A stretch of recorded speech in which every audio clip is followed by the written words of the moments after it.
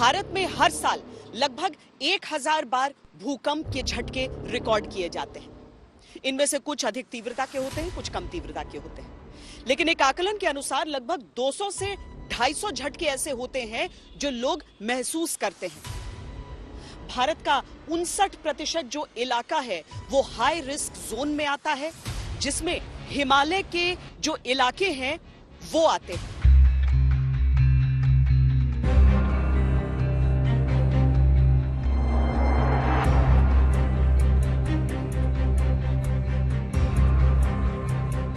तुर्की और सीरिया में आए भूकंप ने हजारों लोगों की जान ले ली।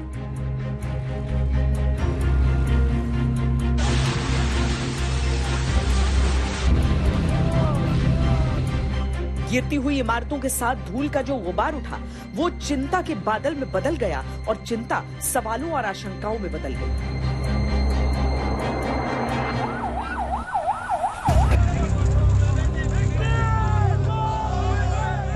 ऐसे में सबसे बड़ा सवाल यह है कि भारत जैसी बड़ी आबादी वाला देश, जहां जनसंख्या का घनत्व बहुत ज्यादा है, वो भूकंप को लेकर कितना तैयार है।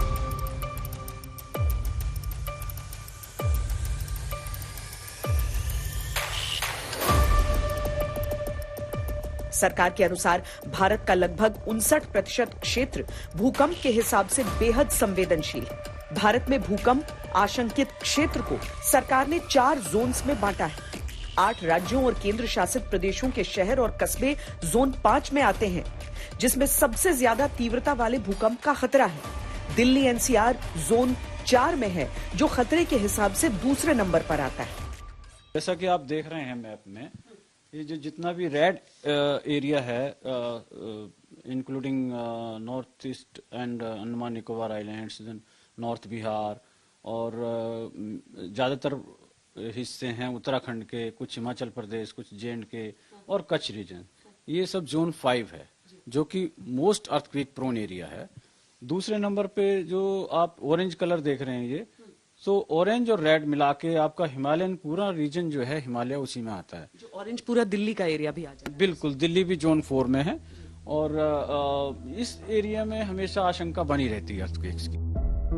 जोन 2 वो क्षेत्र है जिसमें सबसे कम तीव्रता वाले भूकंप आते हैं, जबकि जोन 5 वो क्षेत्र होता है जहां सबसे तीव्र भूकंप का खतरा रहता है। भारत का लगभग 11% क्षेत्र जोन 5 में है, जिसमें जम्मू और कश्मीर का कुछ हिस्सा, हिमाचल प्रदेश का कुछ हिस्सा, उत्तराखंड, नेपाल से लगने वाला इलाका, बिहार का कुछ हिस्सा, अरुणाचल प्रदेश, असम, मणिपुर, मेघालय, मिजोरम, नागालैंड, त्रिपुरा, गुजरात में कच्छ का रण वाला हिस्सा, अंडमान और निकोबार।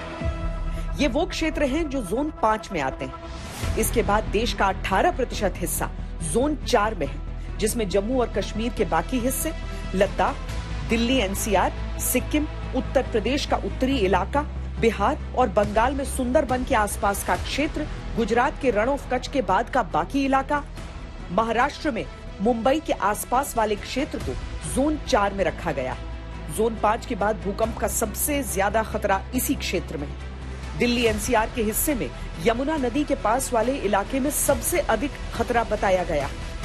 देश के सबसे ज्यादा राज्य जोन 3 में आते हैं, जिसमें पंजाब के कुछ हिस्से, हरियाणा का शेष इलाका, राजस्थान का कुछ हिस्सा, उत्तर प्रदेश का बाकी हिस्सा, बंगाल और झारखंड का शेष इलाका, मध्य प्रदेश का बाकी हिस्सा, गुजरात और महाराष्ट्र का शेष भाग, छत्तीसगढ़, गोवा, आंध्र प्रदेश, तमिलनाडु और कर्नाटक का कुछ इलाका, केरल, पुडुचेरी, तेलंगाना, उड़ीसा का कुछ हिस्सा, ये क्षेत्र जोन 3 में आते हैं। इसे भूकंप के हिसाब से औसत खतरे वाला इलाका बताया गया। इसके बाद आता है जोन 2, जिसमें इन राज्यों के इलाकों के अलावा शेष क्षेत्र शामिल हैं, जिसमें भूकंप का खतरा औसत से कम माना गया। हमारे ट्रिपल जंक्शन के पास छोटा छोटा अर्थक्वेक लगातार हो रहे हैं, तो वहां पर जो स्ट्रेस एक्युमुलेट हो रहा है वो रिलीज भी हो रहा है। अच्छा। तो ये बहुत ही अच्छा सिग्नेचर्स है। सब हमारा भारत का रिलीजिंग जो है, जो छोटा छोटा मैग्नीट्यूड का अर्थक्वेक हो रहा है, 4, 3.5, 3.3 आप देखेंगे तो ट्रिपल जंक्शन काफी अर्थक्वेक एनर्जी रिलीज हो चुका है। आप कॉमन भाषा में यही कहते हैं ना कि earthquake is the heart attack of the earth. तो यदि यहाँ पर जितना मासिव आपका ब्लॉकेड होगा, जितना मासिव आपकी जो एस्पेरिटी होगी, जो हेट्रोजिनिटी होगी मटेरियल का, वो जितना टूटेगा तो बहुत बड़ा अटैक होगा, बहुत बड़ा जो एनर्जी रिलीज होगी। लेकिन इंडिया के में छोटा छोटा अर्थक्वेक होके रिलीज हो रहा है, तो इसलिए होने की संभावनाएं कम है। सबसे अधिक खतरा हिमालय के पहाड़ी इलाकों को है। सीस्मोलॉजिस्ट्स के अनुसार ये इलाका पिछले 700 से अधिक सालों से टेक्टोनिक प्लेट्स के तनाव वाला इलाका रहा है। टेक्टोनिक तनाव की वजह से इस इलाके में हिमालय जैसी पर्वत श्रृंखला का निर्माण हुआ।